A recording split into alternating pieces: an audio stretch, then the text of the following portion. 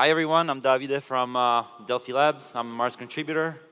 And today, just quick disclaimer, today what I want to talk about is leverage and why I believe it is a sleeping giant in DeFi and why it's really important to sort of like understand the principles behind leverage and why it can enable massive growth in DeFi.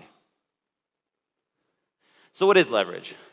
Let's take a step back. So when you say leverage, a lot of people default to, like, what I do, I think about this, which is kind of like the crisis of 2008, 2009, Wall Street collapsing. This is Lehman Brothers, where they were given a notice of, in the same day, leave the building, that the company failed. So, some people are pretty scared by this word, right? Rightly so. But the question is leverage just a tool for speculation? Or there's actually more to this, right? So to answer that question, we have to take a step back and try to understand what leverage really is. Even further back, what is finance, right? Finance really exists, without getting too philosophical here. It really exists because the people that actually have capital are not necessarily the people that have the best ideas. So you need to create this sort of incentive system where the person who has capital can give the capital to someone who has the best ideas. And if you do this right, in aggregate, this results in growth and overall wealth for everyone, right? So in its purest form, like, leverage is just a loan. I just lend you money, right? And what is this incentive? It's just an interest rate. And how does this work? Based on essentially how risky my loan is, I'm probably going to need to be compensated for the risk that I'm taking to lend you the money and not get it back, more than, than a risky loan, right? Like, less risky loan should be you should have a lower interest rate than a higher risk loan, right? Pretty basic. And you see leverage everywhere. You see it in student loans, you see in mortgages, you see in government debt, you see it in car loans, and so on, right? It's omnipresent in the current world today. So then, to answer that question that we were asking before, is leverage just a tool for speculation? Really, I want to take a step back and go really, really far back to the Roman Empire. So if we look at history, arguably, of course, the history of the West, arguably, probably the biggest social and experiment of associated with leverage was the Roman Empire. In fact, actually, the Roman civilization, where, if you take it, this civilization lasted over 1,000 years, and really they had leverage, they had loans in the Roman Empire. How did the loan really work? If I lent you money and you weren't able to pay me back, you became a slave. So this thing was called an axiom, and in fact, you were actually the collateral, right? But did this work?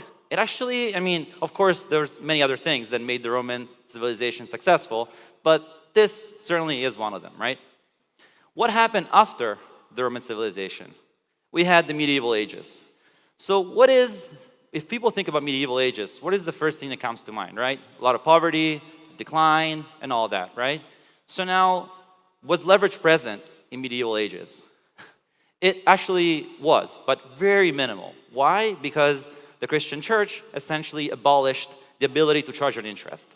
It was considered usury. So what ended up happening is that nobody would lend. This incentive we discussed about, interest rates, was not there. So for me to lend you money, I need to sort of like be compensated for the risk. So if there's no compensation, I'm just not going to lend. And this is kind of like what the result was. So then what happened after that? We had Renaissance. Now, what was the particular thing about Renaissance?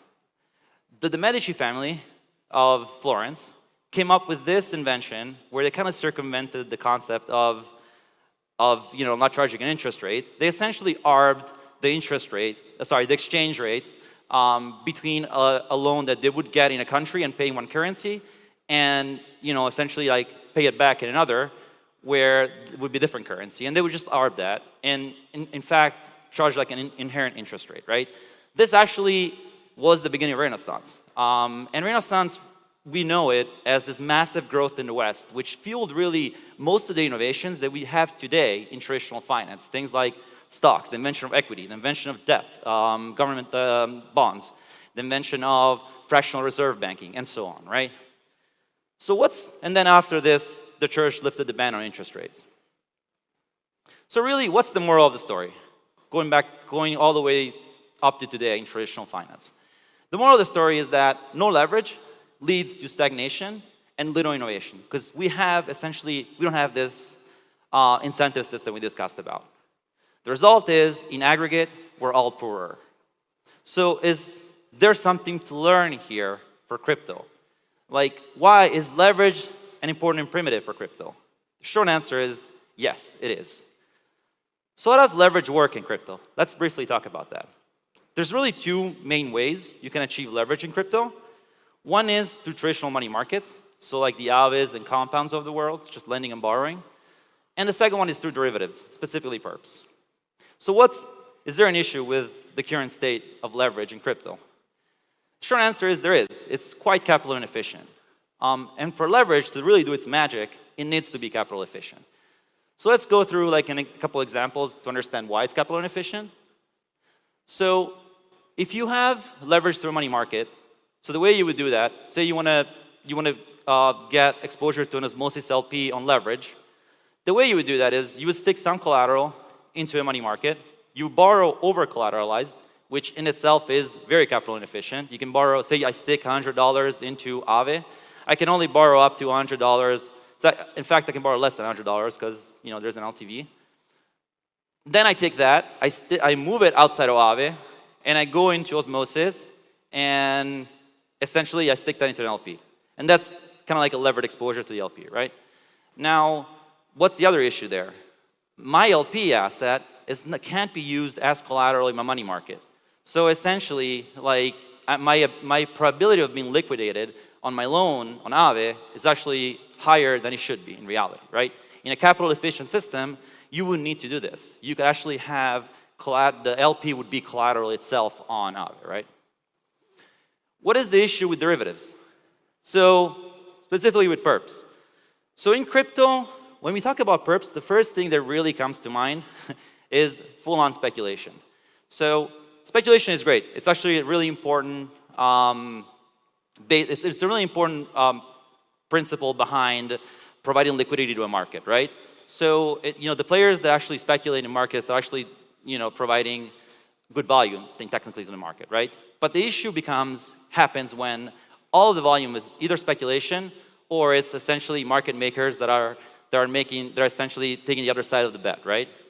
So taking a step back, perps are essentially, you can connect them to the traditional finance instrument, which is futures. The reason why futures was invented in the first place is to create a marketplace between speculators, so risk takers, with, on the other side, hedgers, which are risk reducers, right? In crypto, we don't have much of that. We don't have much hedging. Why don't we have much hedging? Again, because it's capital inefficient. We don't have capital efficiency. And this is kind of an issue because, when there is no bull market, it's probably fine. When there's little volatility, it's probably fine. But when you have a massive bull market or bear market, the market makers, which are taking the other side of the bet, are essentially going to demand higher spreads, which is going to result in higher trading fees. And the funding rate you're paying, it's going to be much higher. And the result is people are just going to get wrecked. It's just inefficient, right? So then the question is there a solution to this capital inefficiency? These were the examples. The short answer is yes. Yes, there is. Mars is attempting to solve this problem through the introduction of credit accounts.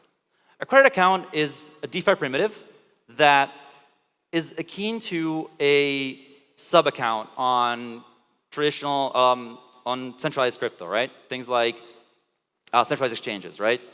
And so what the credit account allows you to do is that any asset that you hold, that you stick into your credit account, may it be a token, right? I don't know, Osmo, Atom, USDC, may it be an LP, may it be any DeFi primitive, a vault, that is available on the chain where the credit account exists as a primitive, any asset can act as collateral. So you already are solving that this way you solve the initial capital inefficiency problem that we discussed for just lending, right?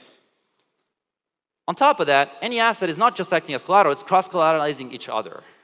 So this really brings that capital efficiency and enables things like lending and borrowing within the same credit account, spot trading, margin trading, levered LPing, levered staking, high leverage strategies. All these things are essentially solving the first problem we discussed about capital efficiency associated with lending and borrowing, and providing that leverage in a way where ultimately the system benefits, right? So the next question is, how do we solve this? How do we solve the problem that we discussed about in perps? So say you have an hypothetical perps integration with Mars. So Mars, you can have perps in Mars. What you could actually do in Mars is provide the other side of the trade that really doesn't exist much in crypto, which is the hedging, right? And you could do things in Mars like the traditional basis trade, which is just collecting the funding rate, because all of a sudden you can hold in Mars, for example, Osmo, and you can short the perp of Osmo, right?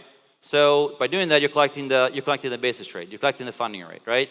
You can do it on leverage, which means you can borrow Noble USDC, for example, lever that up, and short on leverage the perp, right? That is a form of hedging. But let's not just limit ourselves to that. What you can also do is levered lending, which means that, levered lending, which is also delta neutral. So for example, say you have a 16% interest rate on the money market of Mars, which is called the Red Bank, and on Atom, right? What you can do now on Mars is you can stick that into a Red Bank, use that as collateral, short the perp, and all of a sudden you're collecting 16% with no volatility, or very little volatility. Now you can lever it up again with a stable coin, and it's levered delta neutral lending. What else can you do? You can do levered staking, delta neutral staking, which means you take an LSD, like ST Atom, for example, or ST Osmo, you go short the perp, all of a sudden you're collecting the staking yield, delta neutral, with almost no volatility. You can lever that up, again, with a stable coin, and so on. But all these things are cool and potentially can provide a lot of yield. That's actually good yield.